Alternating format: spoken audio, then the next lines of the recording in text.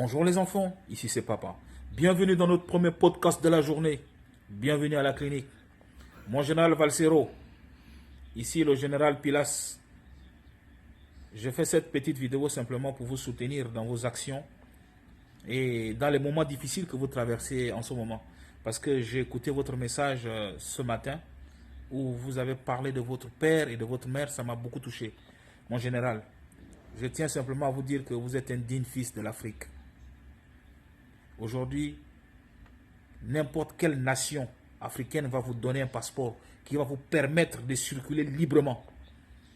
On a vu comment vous avez soutenu ici le colonel Assimi Goïta, Docteur Succès Masra, Ousmane Sonko, Rice Kim, j'en passe, je ne veux pas tous les citer ici.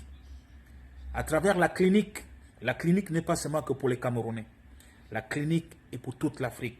Moi, personnellement, je dors avec la clinique, je me réveille avec la clinique. À travers tes messages, tu nous donnes la force de pouvoir lutter tous les jours pour revendiquer nos droits. Mon général Valsero, la clinique, je répète encore, n'est pas simplement que pour les Camerounais. C'est pour le continent. Comme vous aimez bien dire, le Cameroun est le continent. Mais la clinique aussi est le continent. Parce que beaucoup de jeunes, à travers la clinique, vous avez su former beaucoup de généraux, mon général. Courage à toi. Big up, mon général. Respect. La lutte continue. Bonjour les enfants, c'est Papa. Bienvenue dans notre troisième podcast de la journée, les enfants. Et celui-là, c'est le podcast qui est toujours le meilleur. C'est ce fameux podcast qui vient toujours quand Papa a fini le mot d'avion. C'est-à-dire que je reviens toujours avec une autre énergie à quand j'ai fini le mot d'avion. Parce que les moments de revendication commune sont des moments d'intense bonheur et d'intense joie pour moi. Savoir, imaginer dans ma tête que en ce moment, je suis en train de faire quelque chose que tous les autres Camerounais sont en train de faire en ce moment. Seulement l'énergie de savoir qu'on est... Je ne veux même pas savoir si quelqu'un fait, mais sentir seulement que je suis connecté à tous ces gens. Ça me fait du bien. Donc du coup, quand je sors de mes 2 heures de mot d'avion, je me sens vraiment bien. Je me sens vraiment bien. Les enfants, vous connaissez votre place. À l'échelle du monde, à l'échelle de l'Afrique, vous connaissez votre place. Les insultes et toutes les paroles méchantes que les gens peuvent venir vous déverser ici, vous avez créé une unité de valeur à l'échelle africaine et vous l'avez baptisée la clinique. À partir du continent, vous avez réussi à faire monter une voix qui est partie des quartiers, qui est montée dans les petites villes, qui a combattu le tribalisme, qui a combattu le sectarisme, qui s'est ouvert. Vous avez continué de faire grandir votre voix, qui est sortie de votre village, qui est arrivée dans la ville, qui a inondé le pays et qui aujourd'hui couvre l'Afrique. Pour ça, vous devez être fiers de vous.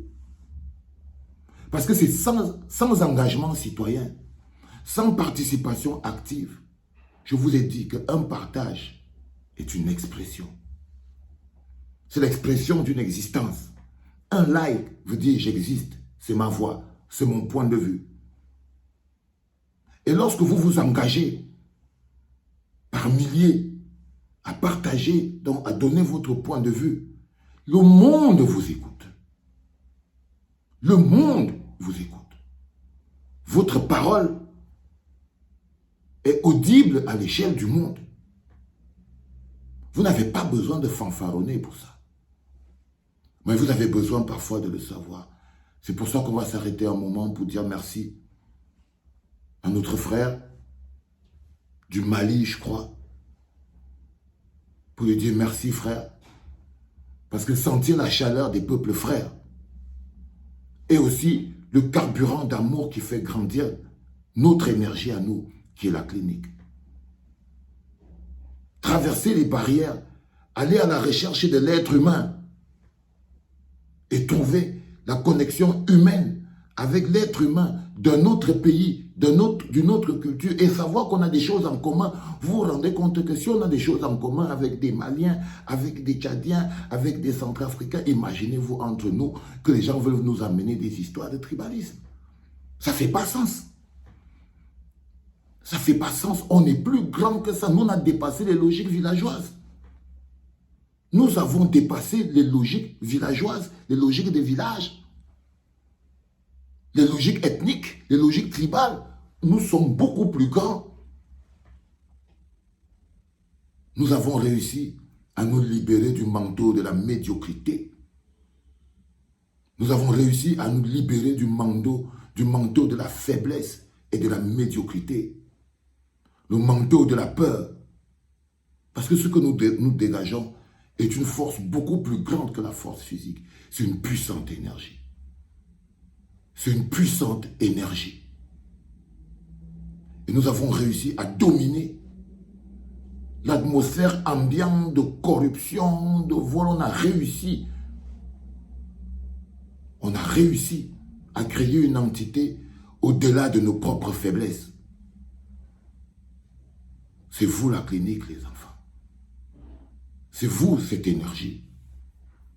C'est vous cette force.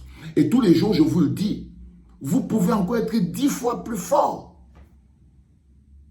Si vous réussissez à impacter au-delà des frontières de notre pays, alors vous pouvez avoir une grosse influence à l'intérieur de notre pays.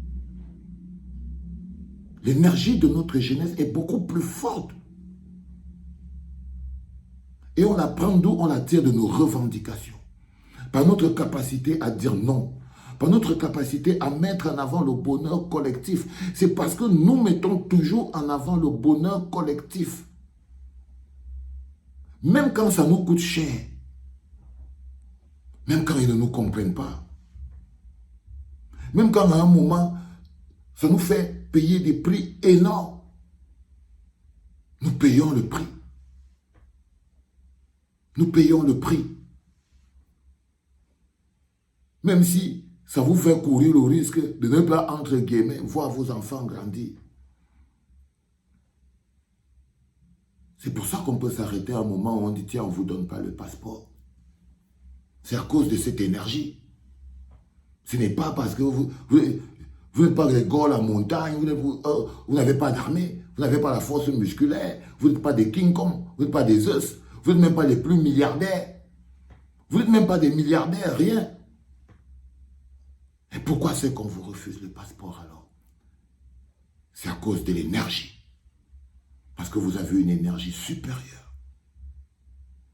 Parce que vous avez une énergie supérieure. Je ne suis que chair. Quand ils bloquent mon passeport, ce n'est pas ma chair qu'ils essayent de bloquer. Parce que c'est ça. Ils n'essayent pas seulement de bloquer ma chair, ils essayent de bloquer ma pensée. La cible, c'est l'énergie. La cible, c'est la force mentale. C'est celle-là. Mais, vu qu'ils n'y arrivent pas, alors ils s'attaquent à la chose physique. Parce que vous êtes là. Parce que pour qu'ils empêchent l'énergie de diffuser, il faut qu'ils arrivent à tous vous paralyser. Et ça, ils ne peuvent pas. Parce que vous n'êtes que plus énergie. Comment vous stoppez une énergie? Vous la bloquez ici, elle apparaît là. Vous la bloquez là, elle apparaît ici. Elle carbure à l'intérieur de chacun d'entre nous. La soif de justice, la soif de liberté, la soif de bonheur. C'est le carburant de nos vies. Mais ce carburant devient encore plus fort lorsque cette soif devient collective. Et que les pensées de chacun d'entre nous sont des pensées pour l'intérêt collectif. Alors cette soif-là devient encore plus grande, elle devient plus forte, elle devient plus audible. C'est ça que nous sommes en train de réussir avec la campagne du mot d'avion. Le pouvoir de l'intérêt collectif. Le pouvoir de l'intérêt collectif. si vous sentez ce que vous voulez, si vous voulez avec force, si vous le voulez avec intensité et que vous le ressentez avec intensité, vous finirez par l'avoir. Vous finirez par l'avoir. La plus grosse force n'est pas physique. La plus grosse force n'est même pas financière. La plus grosse force est mentale. La plus grosse force réside dans le cœur et dans l'amour. Parce que le carburant fondamental, c'est le respect de la vie, l'amour pour la vie. Être prêt à tout pour protéger la vie. Les enfants, c'est extrêmement important. Si nous ne nous donnons pas l'amour, si nous ne nous regardons pas avec amour, si la motivation de nos actes, si la raison pour laquelle on fait quelque chose, parce que ce n'est pas ce qu'on fait généralement qui est important, c'est la raison pour laquelle on le fait. Ce n'est pas généralement ce qu'on fait qui est important, mais c'est la raison pour laquelle on le fait. Ça, c'est très important. Parce que la raison donne la force, le pourquoi. Le pourquoi impacte le comment. Mais le pourquoi est le plus important. Les enfants, c'était le 3e podcast de la journée. C'était papa.